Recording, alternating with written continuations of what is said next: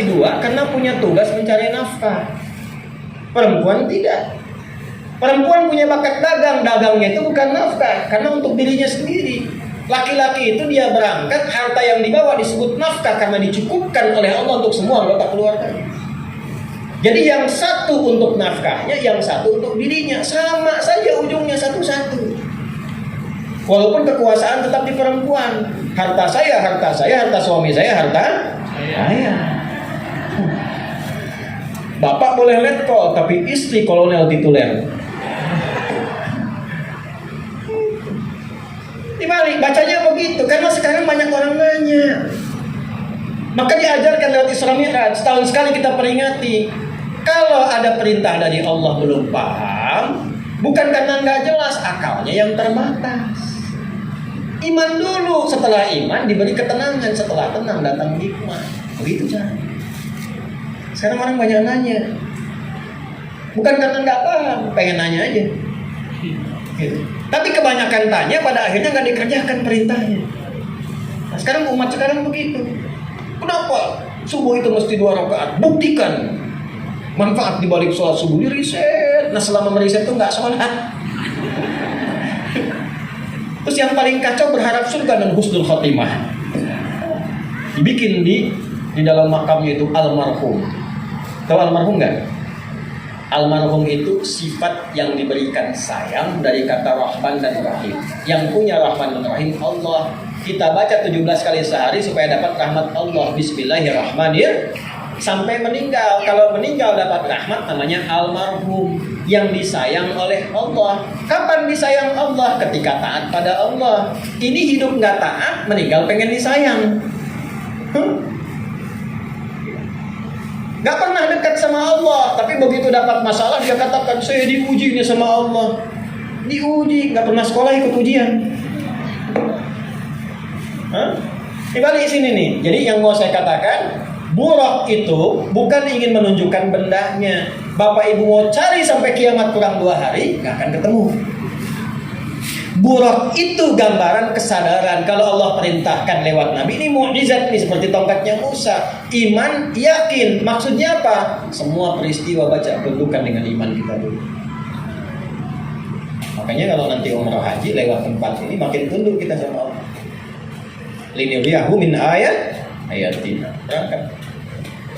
Dari sini berangkat ke Masjidil Aqsa. Sudah. Di mana? Di Palestina sekarang ini ya.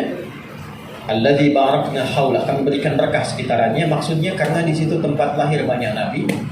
Ya, di situ Nabi Ibrahim itu dari Ur dekat Irak, ya, wilayah Mesopotamia, Babilonia. Babilonia itu nyebrang nanti ke Palestina di Kanaan. Di situ terlahir Ismail, itu lahir Ishak. Di situ ada Sulaiman, ada Daud, berkah tempatnya. Diperjalankan sampai ke situ. Singkat aja, cepat. Oh, maaf, kita sampai jam berapa ya? Oh, baik. Anda silakan sampai jam 11, saya jam 9 jalan lagi ya. Silakan. Oh, bebas. Mau sampai zuhur boleh di sini ya. Saya jam 9 berangkat. Maksud saya mau lompat sedikit untuk mempercepat. Berangkatlah ke Masjidil Aqsa pakai buruk tadi untuk menyentuh keimanan kita. Jadi sampai di sini peristiwanya, linuriyahu min ayatina, untuk menunjukkan kepada Muhammad SAW keagungan kami, kehebatan kami yang melampaui akal supaya dia tunduk kepada aku. Pesan pertama Isra Mi'raj, 1, membangun ketundukan kepada Allah, patuh, tunduk, taat. Jadi kalau kita tiap tahun memperingati Isra Mi'raj, tapi hasilnya tidak membuat kita tunduk dan patuh kepada Allah, berarti gagal peringatan. Satu dulu. Pulang dari sini semakin tunduk, semakin patuh, semakin taat. Pakai iman. Karena itu semua tubuh kita dibuka oleh Al-Quran, itu imannya dulu sebelum fungsi tubuhnya. Bertanya Bapak deh Pak, mata apa fungsinya? Itu mata standar melihat itu. Tapi kalau sudah masuk Islam, sudah beriman, imannya dulu disebut baru fungsi matanya. Quran surah 24, surah Cahaya, untuk laki-laki ayat 30, perempuan ayat 31. Qul lil mu'minina, imannya dulu sebelum matanya. Katakan pada laki-laki yang merasa punya iman, Isra Mi'raj dibuka dengan kepatuhan iman, tundukkan pakai iman. Yang merasa punya iman, yaghuddu min absarihim, maka dia hanya boleh melihat yang dibimbing oleh imannya. Ketika imannya mengatakan jangan dilihat, maka dia akan memerintahkan palingkan, ghaddul basar, memalingkan pandangan karena dibimbing oleh iman. Makanya pandangan orang beriman dengan yang belum beriman itu beda, Pak, cara pandangnya, Bu. Nggak sama, ada batas. Jadi kalau sudah ada iman, berpakaian, dilihat, itu lain cara lihatnya. Kalau kata imannya, nggak layak dipandang, palingkan. Dan begitu dipalingkan, lisannya, Ali Imran ayat 133, wasari'u ila maghfirah, itu bisa cepat istighfar tanpa jeda, astaghfirullahaladzim. Man kana yu'minu billahi wal yawmil akhir falyakul khairan aw liyasmut. Imannya dulu sebelum lisannya. Kata Nabi SAW, siapa yang merasa beriman, imannya dulu pada Allah dan dihisab di hari kiamat, maka dia akan dibimbing lisannya oleh imannya. Bagaimana dibimbingnya? Iman akan berkata, katakan yang baik. Kalau tak mampu dia. Jadi semakin tunduk patuh pada Allah, semakin baik tubuh kita itu. Dikatakan beriman itu kalau jadi orang baik. Jadi beriman itu saat yang bersamaan menjadikan kita jadi orang baik. Jadi kalau ada yang ngaku beriman tidak baik, dipertanyakan imannya oleh Quran. Ngaku beriman tapi senang mencela. Ngaku beriman senang bikin hoax. Ngaku beriman senang menjatuhkan orang. Ngaku beriman senang membicarakan yang tidak baik. Saya tidak, Ustaz. Bagus. Tidak seperti ibu itu. Oh, ibu itu mah kalau bicara tak. Sampai ujung kaki. Jadi sebetulnya jadi muslim itu pasti baik, Bu. Ibu kenal Abu Jahal? Ayo bilang kenal, saya pulang. Karena tidak beriman, tidak baik. Tapi Umar itu sebelum masuk Islam, kisahnya banyak nih. Oke, kalau bahasa Ukraina aja itu, Baragajul. Baragajul itu apa ya? Intinya akumulasi keburukannya banyak, Pak. Sebelum masuk Islam, nasabnya mabuk, nasab miras itu ke Umar. Ini bocoran aja nih ya, bocor halus lah ya. Itu jahiliyah bu, jahiliyah itu kalau mabuk yang pemula nih, itu 5 kali sehari, Pak. Pemula aja, bayangin level profesional tuh gimana tuh. Mabuk pemula tuh gitu. Zina pemula itu ganti pasangan. Tapi kalau yang profesional, tetangga ngobrol nih, bosan sama istrinya nih juga sama, malam tukeran mam. Jadi semua maksiat datang. Umar itu sebelum masuk Islam pernah jualan Tuhan. Bayang nggak? Yang lain bikin Tuhan, Umar jualan Tuhan. Makanya habis masuk Islam kadang ketawa sendiri, kadang nangis sendiri. Tanya Olivah, kenapa ketawa? Aduh, aneh tuh inget dulu, bahasa kita aja Betawiin. Aneh inget waktu jahiliyah dulu tuh jualan Tuhan. Terus yang lain, Umar tuh jenius, Pak, Bu. Jenius. Makanya ada buku namanya Abqariyatul Umar, kejeniusan Umar. Yang lain bikin Tuhan pakai patung, ada yang tembaga, ada yang batu, ada yang kayu. Kalau tembaga nuhas, kalau batu itu pakai watan, autan, kalau pakai kayu asnam, sonamun asnam. Umar bikin pakai roti. Ini nyata, bisa dilacak nasabnya. Aneh jualan pas musim panas katanya. Dia muter-muter Tuhan dan tengah-tengah lapar. Begitu lapar saya simpen di atas saya, namanya Lata tuh Tuhannya tuh, Lata. Ya Lata diri ini untuk jawan.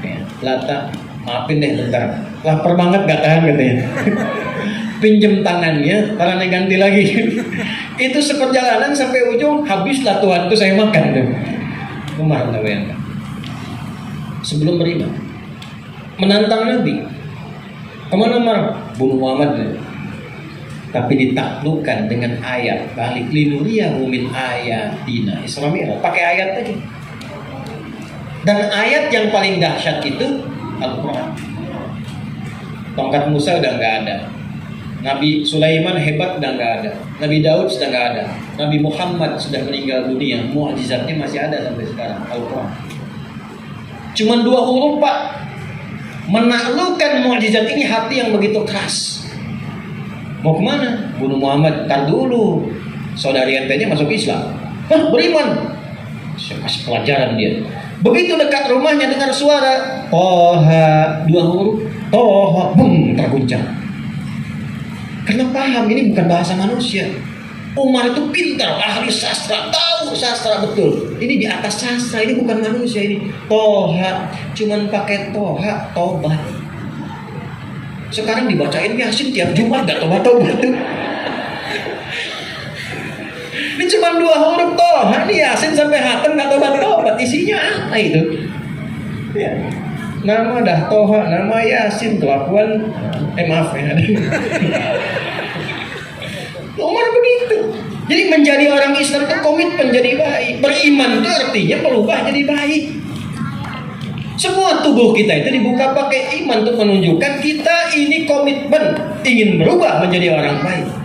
Ditata kullil mu'minina yaghuddu min absarihim. Keluar lihat paling aurat terbuka. Kata imannya jangan pandang, palingkan, paling. Lisannya dibimbing istighfar, salah, astagfirullah. Dan itu Pak tidak telat dua-duanya. Rahmat tuh ketika terlihat cepat dipalingkan. Kalau dilihat terus walaupun sekali tatap setan juga. Nah itu dilatih, itu baru mata Bu. Dari mata turun ke langsung aja hati. Kelisan dulu. Kelisan. Ibu kenapa sih hari ini? Ya, belum saya tulis udah kelihatan. Dari mata turun gak nih? Pulang gitu. Nah itu Isra Mi'raj itu begitu. Jadi habis pengajian kita berubah jadi baik. Jangan kumpul banyak, keluar, jaga pandangan. Ambil yang baik, tinggalkan yang buruk. Sendal hilang. Tapi peringatan Isra Mi'raj. Dulu yang hilang masih di luar, sekarang kotak infak ikutan hilang. Itu bingung lihat orang takbir Allahu Akbar mundur ke belakang, keren batal kotak infak di bawah. Nah itu bukan beriman. Ini poin pentingnya tuh ini. Kita ngaji itu begini. Ditundukkan tuh. Iman kita dinaikkan. Tundukkan hati kita. Linuriyahu min ayatina. Karena itu Qurannya disebut ayat. Al-Fatihah berapa ayat? Al-Baqarah berapa ayat? Ayat. Karena Quran menundukkan keadaan diri kita. Tunduk. Makanya lain Pak ngaji Quran itu. Sifatnya mukjizat. Karena itu ada setannya. Ada setan khusus nempel di orang baca Quran. Nih. Saya kasih tunjuk perbedaan. Kalau karya manusia, karena masih ada yang nuduh sampai sekarang, Quran itu buatan Muhammad katanya. Karyanya Nabi Muhammad SAW. Nabi Muhammad manusia bukan. Kita lihat sekarang sifat manusia, karya manusia. Kalau manusia bikin tulisan, bikin buku, sehebat-hebatnya, sebagus-bagusnya, pasti itu akan terbatas masanya. Expired. Jadi kita nggak bisa akses lagi dalam jangka waktu yang lama. You cannot access alone for a long time. Ya kan? La tastati an tata'amal ma'ahu li muddah tawilah. Ya, susah. Ini bagus Harry Potter nih, J.K. Rowling. Baca itu. Ada masanya, 2 kali, 3 kali bosan, selesai. Mau dibikin berapa serial pun bosan. Baca lagi dong. Udah tahu saya isinya. Bosan. Dulu Dragon Ball banyak tuh yang nulis Susuke Watanabe. 97-an. Udah berapa tahun baca Al-Fatihah? Sehari aja 17 kali. Saya belum pernah dengar dan datang orang konsultasi mengeluh pusing karena Al-Fatihah. Pusing Ustaz, kenapa baca Al-Fatihah saya 17 kali sehari? Gak ada. Kalau perlu dibanyakin, nambah lagi sholat sunnah Al-Fatihah lagi. Tapi gak pernah bosan. Kalau bukan mukjizat, gak mungkin seperti itu. 2. Ada setan penunggunya. Nungguin baca Quran, panas tapi masih ditungguin. Ya. Karena dia panas, dia niup dari jauh. Semakin ditiup, makin meleleh. Ngantuk maksudnya. Al-Quran dibaca 1 jam 60 menit, tambah lagi kita. Tambah lagi. Al-Quran 6 menit udah ngantuk. Nggak percaya silakan. Yasin masih seger tuh. Wal Qur'anil Hakim innaka laminal mursalin. Husnul Khotimah.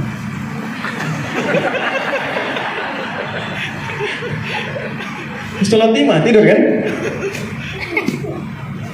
Itu Al-Qur'an. Makanya disebut ayat. Nah, berinteraksi dengan ayat itu kalau kita ingin kuat, ngajinya ingin tenang, ingin bagus, ingin lancar, pakainya iman. Jadi kalau nggak pakai iman susah. Ya, saya punya kawan, dia di Mesir. Pas tarawihnya itu tiap malam 1 juz. Bacaannya bagus. Sampingnya ada orang tua, seger banget tuh. Ya. Ini kawan saya ini hafal Quran, Pak, 30 juz. 30 juz bacaannya bagus.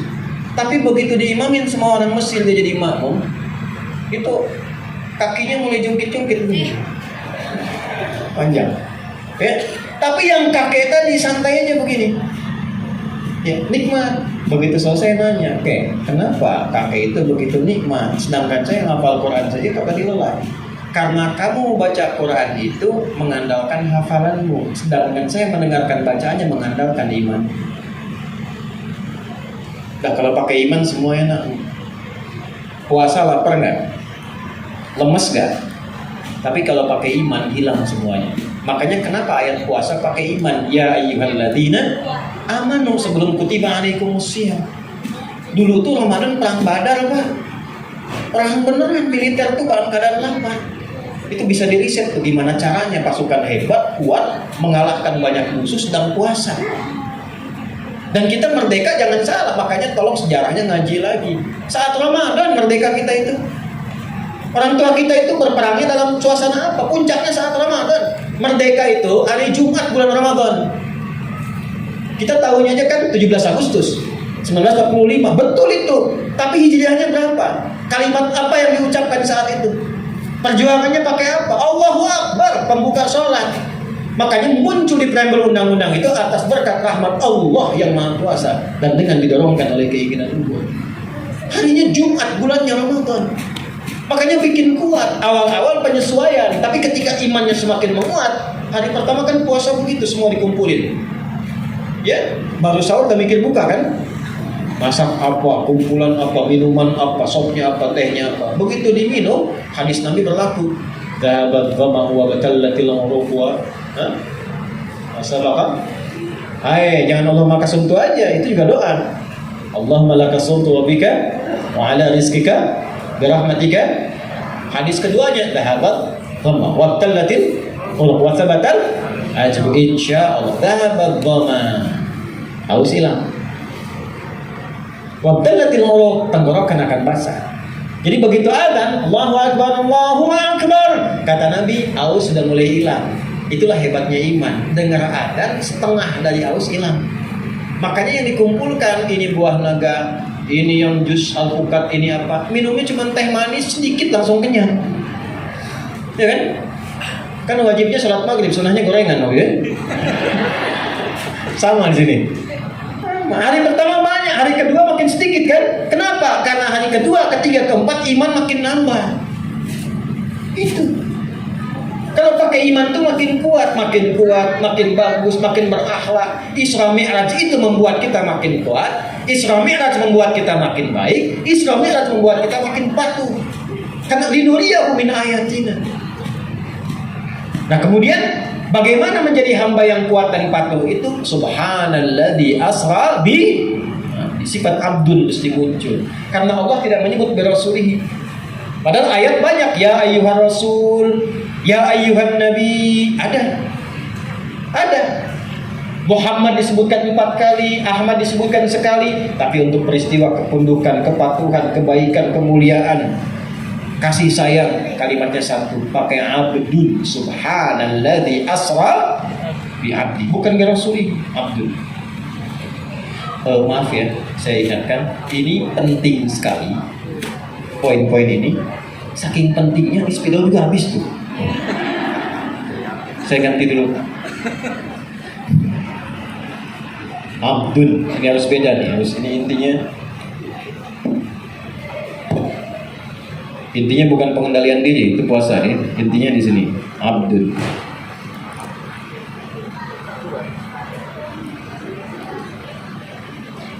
Tahu artinya abdul?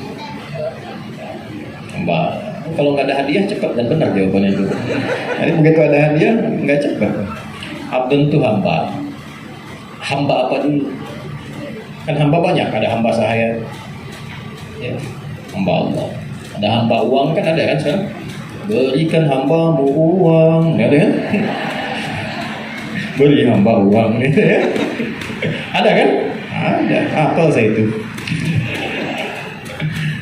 Manusia banyak Indonesia ini luar biasa. Ada hamba uang, ada hamba sahaya. Ini hamba siapa? Hamba Allah. Kalau hamba itu ada tuannya tidak? Ya. Disebut hamba itu kalau patuh pada tuannya atau taat atau maksiat. Taat itu apa? Ya taat itu patuh. Patuh itu apa? Taat. Ya, ya. Taat itu artinya patuh tanpa tanya. Nah, itu taat namanya. Karena itu kepada Allah semuanya taat. Sami'na wa apa? Wa may yuti'illah wa rasul taat. Jadi gak usah nanya. Sifat itu bagian dari sifat hamba. Pertanyaannya, bagaimana menunjukkan ketaatan kepada Allah tanpa harus tanya? Kan harus tanya sama Allah. Ya Allah, saya pengen patuh. Kan tadi kau katakan kalau saya beriman, saya jadi orang baik. Sekarang saya pengen jadi orang baik, saya beriman. Gimana caranya? Jadi hamba. Patuh, taat. Gimana caranya ya Allah? Turunlah perintah. Maka diperintahkanlah singkatnya melalui sholat. Kalau pengen jadi baik, jadi hamba. Gimana caranya? Sholat. Kata dasarnya abdun dari akar kata abada yang budu. Nih kita sambungin nih. Pindah aja dulu ya. Ini saya optimal betul nih hari ini, insya Allah. Alhamdulillah. Alhamdulillah.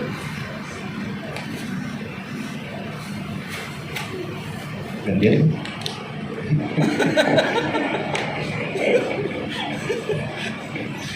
Abada.